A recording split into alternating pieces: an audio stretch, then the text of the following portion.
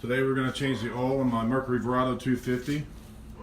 Make sure you use recommended Verado oil and Verado oil filter. The only tools we need for the job today is oil filter wrench and a ratchet with 12mm socket.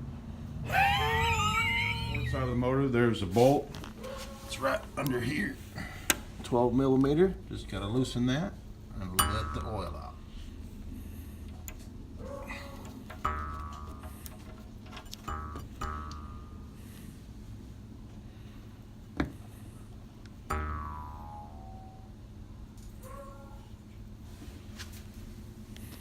Make sure you put the screw back.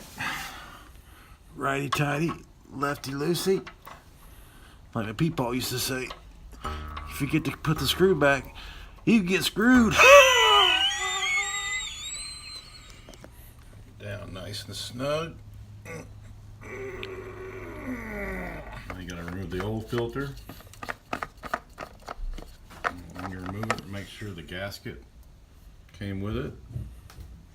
There it is, the old gasket. Tighten on the new one. And sometimes you can write the hours of your motor on the filter. The Verado takes 7.4 quarts. Don't use too much, kind of like me, Ma said to Peepaw. Damn it, Henry, don't use too much oil. I'm sliding off the leather couch. We're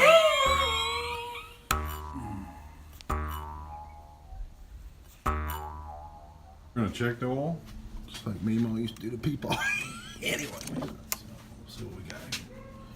Oh, perfect. Look at that, right in the hatch region there. We're about quarter to halfway up. Beautiful. You want to do, you want to hook up the ears to it, get some water to the lower unit, and let it run for 5 minutes. And check and make sure you got good oil pressure. Check your oil filter. We'll start it up. See what happens.